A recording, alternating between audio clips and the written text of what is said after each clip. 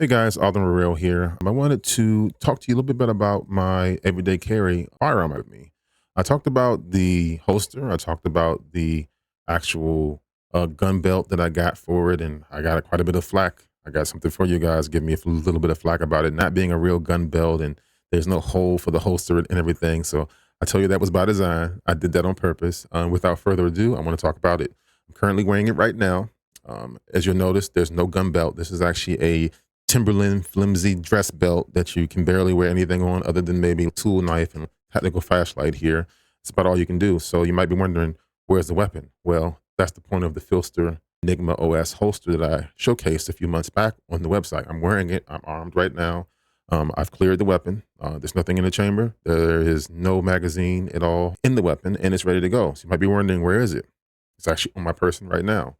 It's a little bit harder to do because I'm holding my microphone with me with one hand, but for my concealed carry, literally, I would just pull here and pull up with one quick pull and I can get to it. Now, this is going to be a couple pulls because I'm, again, holding my holster, but I can grab it right here. Here it is. Not only is the weapon here, I also have a secondary weapon, which is a Wharncliffe knife here that allows me to get into any kind of knife combat or whatever I need to do. That's also one of the sweet things about having the PHLster Enigma because it gives you room to kind of get other stuff on your person as well besides the firearm. So this is the Rock Island 1911 officer's model, chambered in 9mm here. The 1911 is a single action weapon that is America's longest running service weapon. It is no longer currently used other than by special forces. That should tell you a reason why special forces use it, because of its accuracy. But this is the officer's model. Again, it's already been cleared and ready. This is, if you're worried about the actual model number, this is the Arms Corps model M1911A1CS.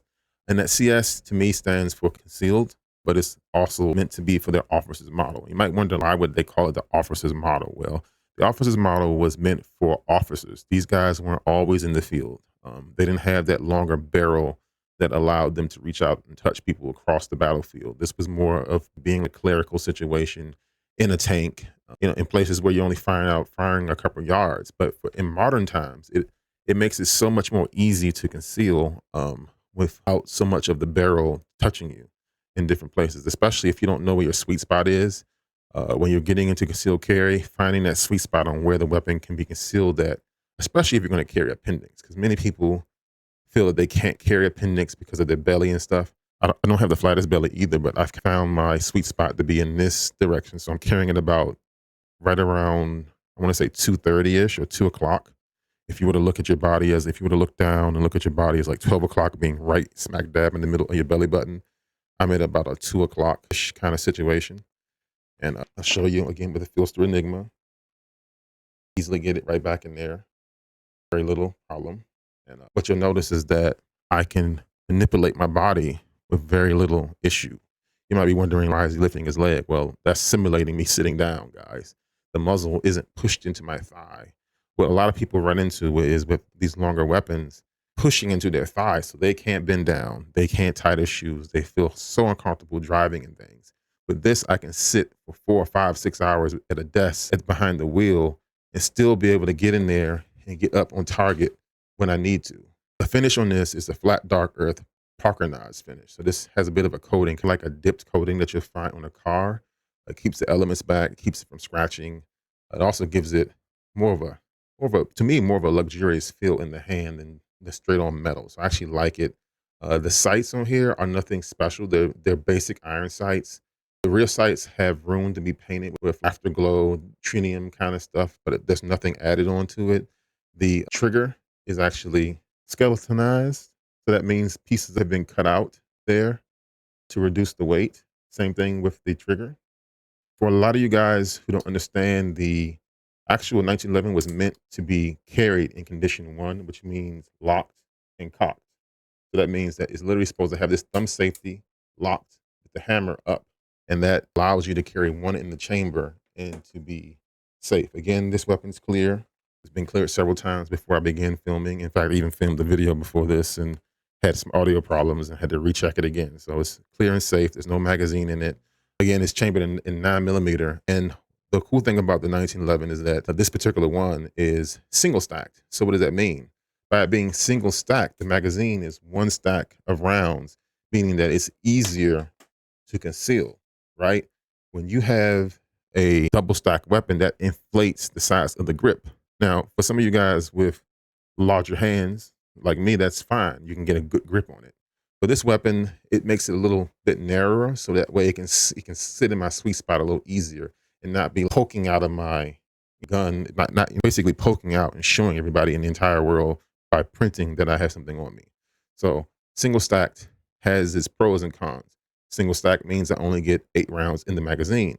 So 8 plus 1, I'm sitting here with 9 rounds of ammunition, where the guys with the Glocks are running around with 20, 30, 40 rounds if you want to get that one that's sticking well out the side. Now, if you do that with this, you're going to have that thing sticking out here, and that's going to be extra stuff that's going to be poking out of the side of your body. So you're going to have a harder concealment challenge with that.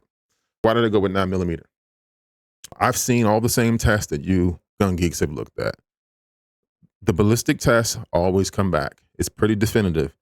9mm is superior when it comes to allowing the mushrooms of hollow points to open up in the target, meaning you can stop a threat more effectively with the proper plus P ammunition that are hollow points. We're talking about JHP, jacketed hollow points, with plus P. Why plus P? Well, again, having such a shorter barrel, it's not your standard shorter. This is about a 3.5-inch barrel here. You're not going to have the velocity to get up to full speed to have those mushrooms up unless it's a plus P round.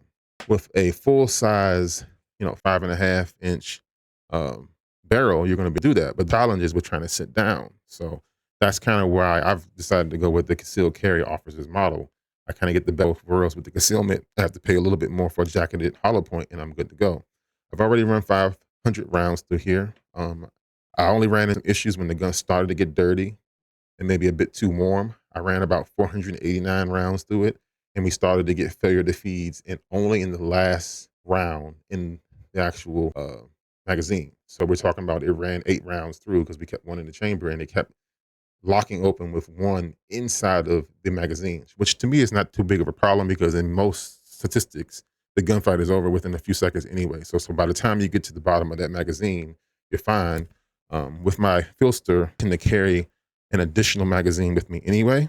So there's like a little carrier that's available from the guys over at PHLster Enigma, and allows me to carry that extra one over there. So like I'm not even really worried too much about not being able to reload if I need to. I think dry fire is very, very important, guys. I feel like you need to do that as much as possible.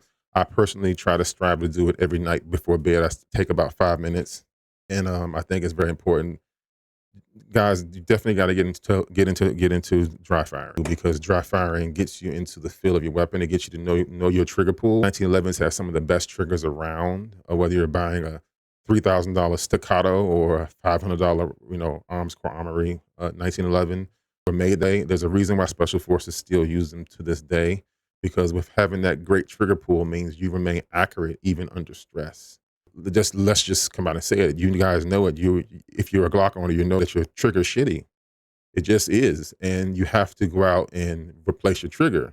This is the reason why Shadow Systems exists, because Shadow Systems took those triggers out and put better triggers in those weapons. So I know there might be some Glock fanboys out there, but I challenge you.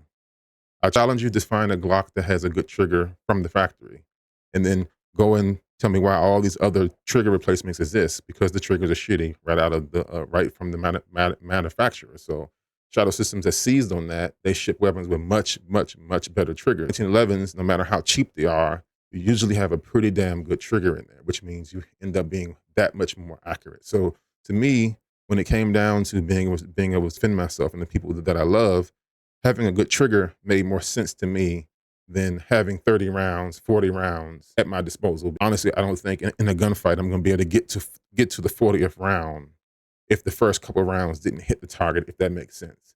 Comment down below if that makes sense to you. Like, do you feel accuracy makes more sense than the number of rounds, especially considering that study that's out there about saying that the gunfight's usually over within the first few seconds? Even if you rapid fired that Glock trigger with all 40 rounds, the likelihood of you hitting your target is so low if if you've got a crappy trigger, you'd probably be dead. Now for the PHLster Enigma, one of the reasons why I picked it up is because it just makes more sense. You can wear that thing with everything. You can wear it with a pair of shorts. You can wear it with a pair of jeans. You can wear it with like khakis. I mean, it's different ways to wear it, and it's just so much more comfortable. And honestly, to me, it costs about as much as what you would pay for a regular gun belt, but you can still make it work with everything that you wear, and that way you don't have to dress around the gun. You can pretty much wear whatever you want and be as comfortable. And with that, I kind of eliminated the gun belt because, as you know, if you've been looking into these things, a good gun belt costs about $100 as well. So you could argue that buying the PHLster Enigma actually saved me money because I don't feel the pressure to run out and get, several different the holsters, several different types of belts. Maintenance.